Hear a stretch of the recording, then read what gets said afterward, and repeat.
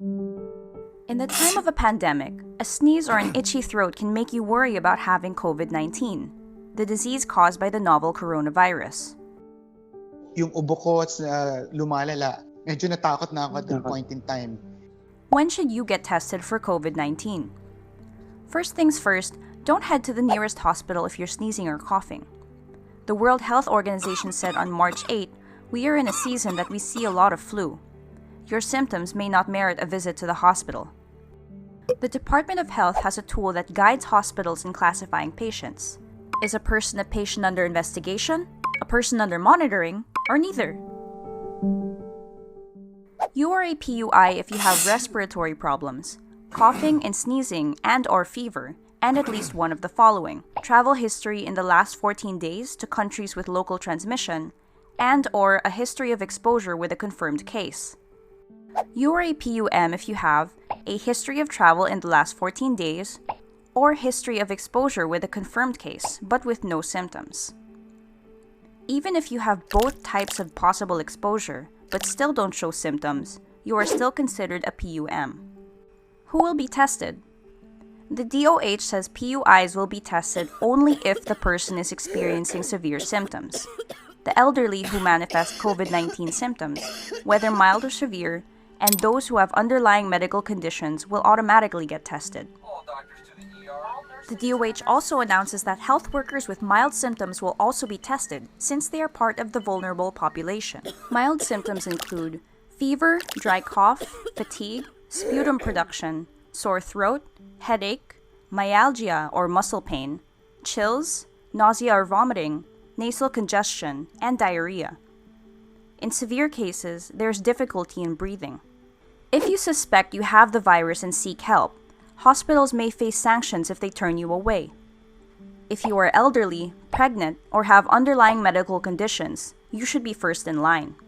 If you are non-elderly, experiencing mild symptoms, or fall under the definition of a PUM, you are not supposed to be tested yet. You will be given instructions for home quarantine or barangay isolation units. Before going to the hospital, you can also call up the Department of Health's COVID-19 hotline.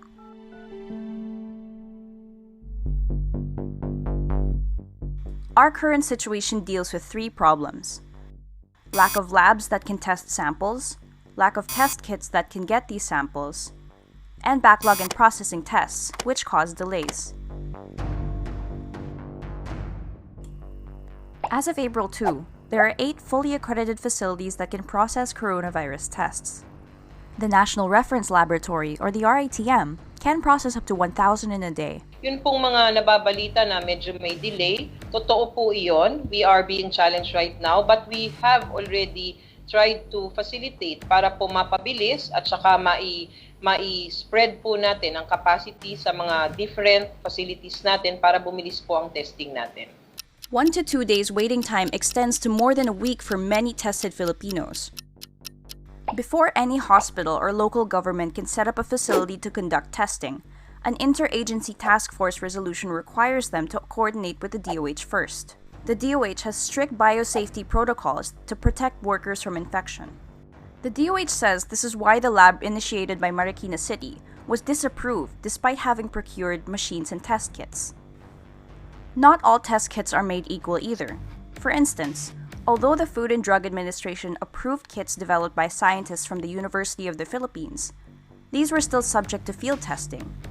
Other test kits go through this validation process too. At this point, they cannot be used commercially just yet. But even after kits are approved for commercial use, it doesn't mean that these can be sold over the counter. Only accredited hospitals and testing centers can process tests. On March 17, the WHO had a simple message to the world. We cannot stop this pandemic if we don't know who is infected. We have a simple message for all countries: test, test, test. Test every suspected case. Filipino scientists echo the message and call on the government to conduct mass testing. They say that this would help the government contain the outbreak. In other countries, though it has been done, like in South Korea, they did mass testing. Pero ito po ay meron silang capable ang kanilang health systems at capacity for that. Sa ngayon po, hindi pa naman natin nakikitang kailangan natin gawin ito pong mass testing na ito. Even with the arrival of 100,000 test kits donated by other countries, the DOH says testing would still be prioritized for severe or vulnerable PUIs. Ngunit of course, nandyan po yan sa ating talaan, nasa mapa, nasa radar. Kung sakaling dumating yung panahon, we have enough resources. The government can do it, and it is already imperative for government to do it. Gagawin po natin yan kung sakasakali. Laid against population data, numbers as of April 1 show that the Philippines has been testing only 40 individuals for every million people. To compare, the United Arab Emirates performs almost 13,000 tests per million people, and our Asian neighbors Malaysia and Vietnam test 422 and 159 per million people respectively. If tests aren't carried out, it becomes harder for countries to see big picture scenarios and create measures to reduce the spread of the virus. People who don't know they're sick might not get the medical assistance they need and even fail to impose self-quarantine.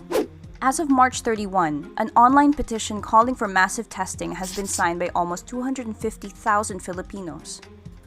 How can we fight an invisible virus? Apart from prevention measures, the government must prioritize making fast and widespread testing available. On April 2, the Philippine government announces it will conduct massive testing starting April 14, the end of the lockdown. We're also determined to fast-track the accreditation of substantial laboratories so we can start to the massive testing of the PUIs and the PUMs.